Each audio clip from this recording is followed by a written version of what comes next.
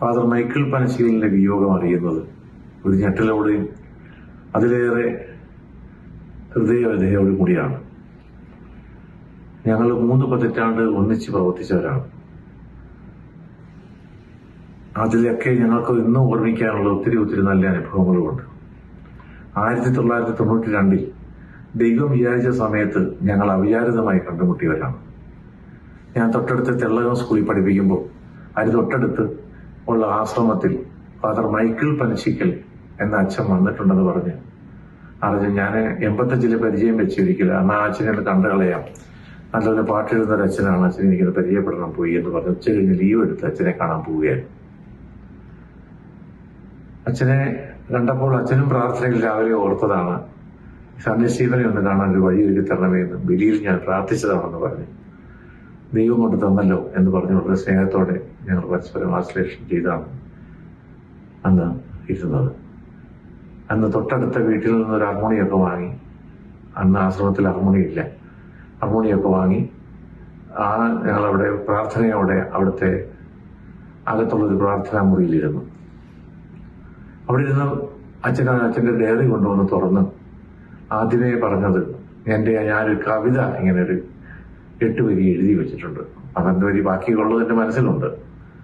അത് അങ്ങനെ തുടർന്ന് ഒരു 10-12 പാട്ടോളം എൻ്റെ കയ്യിലുണ്ട്. അതിനകത്തൊരു 10 പാട്ടെങ്കിലും നമുക്ക് റെക്കോർഡ് ചെയ്യണമെന്നാണ് ഞാൻ പ്രതീക്ഷിക്കുന്നത്.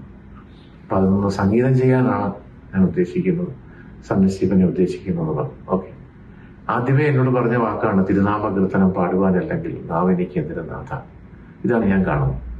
ഞങ്ങളെ എടുത്തു വെച്ച ഹാർമോണിയത്തിൽ ഒന്ന് ശ്രുതി മീട്ടി ആദ്യം തന്നെ പാടിയ, അത് കണ്ടപ്പോൾ തന്നെ പാടിയ സംഗീതമാണ് തിരുനാമ കീർത്തനം പാടുവാനല്ലെങ്കിൽ നാവെനിക്കെന്തിനു നാഥ. ഇത് കേട്ടപ്പാടെ അച്ഛൻ എനിക്ക് വളരെ ഇഷ്ടപ്പെട്ടു എന്ന് പറഞ്ഞ് അച്ഛൻ തന്നെ അച്ഛൻ്റെ ഒരു കൊച്ചു ടേബിൾ കോഡ് റെക്കോർഡ് ചെയ്തു. ഞാനത് നോട്ട് ചെയ്ത് വെച്ചു. എന്നിട്ട് ട്യൂണൊക്കെ നോട്ട് ചെയ്ത പെട്ടെന്നാണ് ആ പാട്ടുകളെല്ലാം ചെയ്യാൻ ഇട വന്നത്. ഞാനിപ്പോഴും ഓർക്കുന്നു, എൻ്റെ ഈ സംഗീത ജീവിതയാത്രയിൽ 1 മണിക്കൂറിനുള്ളിൽ 10 പാട്ടുകൾ ഒന്നിച്ച് ചെയ്തിട്ടില്ല. ഒറ്റയടിക്ക് 10 പാട്ട്. ഓരോ പാട്ട് കഴിഞ്ഞാൽ അച്ഛൻ ഉടനെ അടുത്ത പാട്ട് മുഴുവൻ പറയും, അത് ചെയ്യും, ഉടനെ അടുത്ത പാട്ട് പറയും. അങ്ങനെ 2-3 മിനിറ്റ് വെച്ചാണ് ഓരോ പാട്ട് ചെയ്തു പോകുന്നത്. പിന്നെ കുറച്ച് നേരം വർത്താനൊക്കെ പറഞ്ഞ് പിന്നെ അങ്ങനെ ചെയ്ത 1 മണിക്കൂറിനുള്ളിൽ ഞങ്ങൾ 10 പാട്ടും കമ്പോസ് ചെയ്ത് കഴിഞ്ഞു.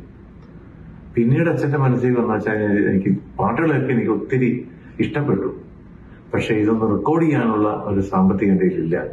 എൻ്റെ ഒരു അനുജന്റെ കയ്യിൽ കുറച്ച് ഒട്ടുപാലൊക്കെ ഇരിപ്പുള്ളൂ, ഞാൻ കൈലാസം പോയപ്പോൾ കണ്ടായിരുന്നു. ഞാൻ അത് പോയി നാളെ വാങ്ങിച്ചുകൊണ്ട് വരാം, എന്നിട്ട് നമുക്ക് മറ്റന്നാൾ റെക്കോർഡ് ചെയ്യാവുന്ന ഒരു ക്രമീകരണം ചെയ്യാമെന്ന് പറഞ്ഞു. അങ്ങനെ തൊടുപുഴയിലുള്ള അനുജന്റെ വീട്ടിലേക്ക് പോയി. അവിടെ നിന്ന് പൈസ കിട്ടിയിട്ടുണ്ടെന്ന് പറഞ്ഞ് 20,000 രൂപയാണ് കിട്ടിയത്.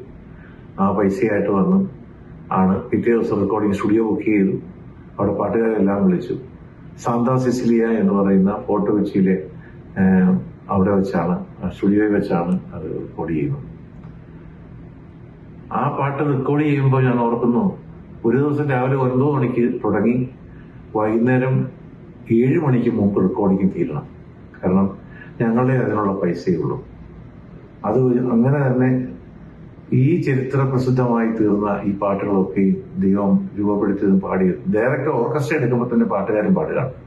അങ്ങനെയാണ് അത് റെക്കോർഡ് ചെയ്യുന്നത്. അത് മുഴുവൻ റെക്കോർഡ് ചെയ്ത് 7 മണിക്കുള്ളിൽ പാട്ടുകളെല്ലാം തീർന്നു. പിന്നെ ഒരു വോയിസ് മാത്രം എടുക്കാൻ പിറ്റേ ദിവസത്തെ ആദ്യതിലൊക്കെ വന്നു അതെടുത്തു. ഞാൻ പറഞ്ഞത് ആ ഒരു 20,000 രൂപയ്ക്ക് തീർന്ന വർക്കാണ് ഞങ്ങൾക്ക് അന്നത്തെ ഞങ്ങളുടെ നിവൃത്തികേട് കൊണ്ട് അത്രയും പണത്തിന് മാത്രമേ ഞാൻ പോലും അതിന് പ്രതിഫലം വാങ്ങിച്ചിട്ടില്ല. ആ പാട്ട് തന്നെ ഇത്രയും ദൈവം ഏറ്റെടുത്തു, ലോകം മുഴുവൻ എല്ലാ മനസ്സുകളിൽ നിന്ന് ആവശ്യം എത്തിച്ചു എന്ന് പറയുന്നത് തന്നെയാണ് ഏറ്റവും വലിയ പ്രതിഫലം. അങ്ങനെ ചെയ്തൊരു വർക്കാണത്. അത് ഒത്തിരി വലിയൊരു വിജയമായി തീർന്നു. അത് തിരസ്കരിക്കപ്പെട്ട എന്ന് പറയുന്ന ഒരു അവസ്ഥയിലായി പോയായിരുന്നു അതിനിടയ്ക്ക്. അത് അച്ഛന് വലിയ വേദനയായിരുന്നു. റെക്കോർഡിങ് കഴിഞ്ഞ് അച്ഛന് ഏറ്റവും പരിചയമുള്ളൊരു ഒരു ധ്യാന കേന്ദ്രത്തിൽ അച്ഛൻ കൊണ്ടുപോയി കൊടുത്തിട്ട് പറഞ്ഞു, ഈ പാട്ട് നിങ്ങളൊന്ന് ഏറ്റെടുക്കാവോ? അവിടുത്തെ പ്രധാന ഗായകനെ വിളിച്ച് അവിടുത്തെ പ്രധാനപ്പെട്ട അച്ഛൻ കൊടുത്തിട്ട് കേട്ടിട്ട് അഭിപ്രായം പറഞ്ഞു. അച്ഛൻ ആ പ്രധാന ഗായകൻ അത് കേട്ടിട്ട് തിരിച്ചു വന്നിട്ട് പറഞ്ഞു, ഇതൊന്നും നമുക്ക് ഉപയോഗിക്കാവുന്നതല്ല എന്ന് പറഞ്ഞു. അച്ഛൻ സങ്കടത്തോടെ അന്ന് രാത്രി 9:30-10 മണിയായപ്പോൾ വീട്ടിൽ വന്നു. എന്നിട്ട് പറഞ്ഞു, ഇത് ഏറ്റെടുക്കാൻ അവർക്ക് തയ്യാറല്ല, വലിയ ഭംഗിയൊന്നുമില്ലെന്നാണ് പറഞ്ഞതെന്ന് പറഞ്ഞു. അതിന്റെ പിറ്റേ ആഴ്ച എനിക്കൊരു കാഞ്ഞിരപ്പള്ളിയിലൊരു കൺവെൻഷൻ ഉണ്ടായിരുന്നു. ആ കൺവെൻഷന് മുഴുവനായിട്ടും ഇതിലെ പാട്ടുകൾ തന്നെയാണ് ഉപയോഗിച്ചത്. അത് ഈ ആദ്യം കണ്ട ധ്യാന കേന്ദ്രത്തിലെ അച്ഛൻ ഉൾപ്പെടെ എല്ലാവരും പ്രസംഗിക്കാനുണ്ടായിരുന്നു. ഈ പാട്ടുകളെല്ലാം കേട്ട് കഴിഞ്ഞിട്ട് അത് അച്ഛനെ എന്നോട് വന്ന് അന്ന് ഗായക സംഘം നോക്കിയിരുന്ന ആരാണ് എന്നോട് വന്ന് ചോദിച്ചു, ഈ പാട്ടിലൊക്കെ എവിടെ നിന്ന് കിട്ടി എന്ന്. ഞാൻ പറഞ്ഞു, ഇതായിരുന്നു കഴിഞ്ഞ ആഴ്ച പനശിക്കലച്ഛനോട് വന്ന് തന്നതെന്ന് പറഞ്ഞു. പോകുന്ന വഴി പനശിക്കലച്ഛനെ കണ്ട് ആ പാട്ടുകൾ വാങ്ങിച്ചാണ് അവര് പോയത്. അങ്ങനെയാണ് അവിടെയും ഏതാണ്ട് 10 ലക്ഷത്തോളം കാസറ്റ് ഡിവൈൻ ധ്യാനകേന്ദ്രത്തിൽ തന്നെ വിറ്റു. എല്ലാ 30,000 പേര് ഓരോ ആഴ്ചയും ധ്യാനിക്കാൻ വരുമ്പോൾ അവർ 30,000 പേര് 35,000 കാസറ്റ് 2ഉം 3ഉം ഒക്കെ മേടിച്ചു വെക്കുന്നവരുണ്ടായിരുന്നു.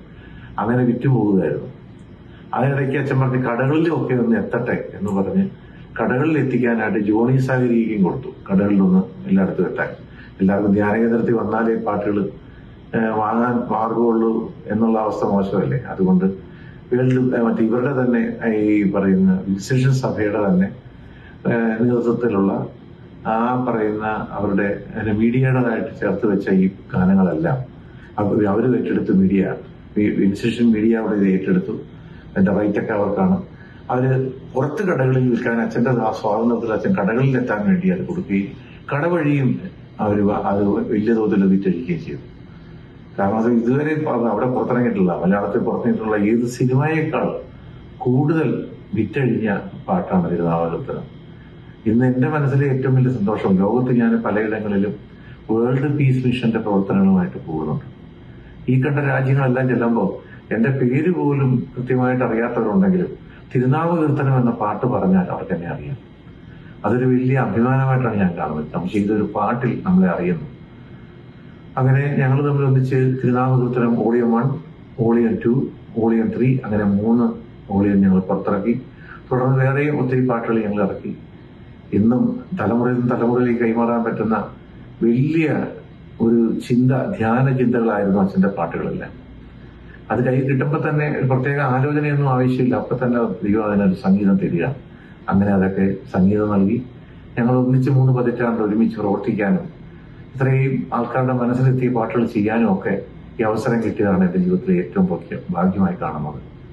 ആ വലിയ തിരുനാമകീർത്തനം തിരുനാമകീർത്തനം എഴുതി വെച്ച പാടുവാൻ, അല്ലെങ്കിൽ നാവെനിക്കെതിരെ നാഥ എന്ന് പാടി മനസ്സ് ഉറപ്പിച്ച ആ ദിവ്യനായ ഫാദർ മൈക്കിൾ പനശിക്കലച്ഛൻ സ്വർഗത്തിൽ നീ ആ പാട്ട് പാടാൻ സ്വർഗീയ സാന്നിധ്യത്തിൽ ഉണ്ടാകുമെന്ന് ഞാൻ വിശ്വസിക്കുന്നു. അച്ഛന്റെ കടന്നുപോകൽ ഒരു ദുഃഖമായിട്ട് നമുക്ക് തോന്നുമെങ്കിലും സ്വർഗത്തിലെ സ്വർഗ സൗഭാഗ്യത്തിന് അർഹത നേടുന്ന ഒരു വലിയ വ്യക്തിത്വമായിരുന്നു. തികഞ്ഞ ആത്മീയനായിരുന്നു, പ്രാർത്ഥനയുള്ളയാളായിരുന്നു. രോഗാവസ്ഥയിലും എന്നോട് വലിയ പ്രത്യാശയോടെയാണ് സംസാരിച്ചിരുന്നത്.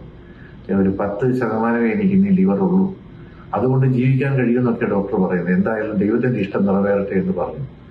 അങ്ങനെ ഞങ്ങളുടെ ഈ യാത്രയിലും ഒന്നിച്ചു പറയാനും അവസാനം വരെ പ്രത്യാശയോടെ ജീവിക്കാനും, രോഗാവസ്ഥയിലായിരുന്നിട്ട് 1 വർഷത്തോളമാകുന്നു, അപ്പോഴും ഒക്കെ പ്രത്യാശയോടെ സംസാരിക്കാനും ചിരിക്കാനും ഇടപെടാനും എല്ലാവരെയും ചേർത്ത് പിടിക്കാനും കഴിയുന്ന ആ വലിയ ദിവ്യാത്മാവിന് എന്റെ ആദരാജ്ഞ അർപ്പിക്കുന്നു.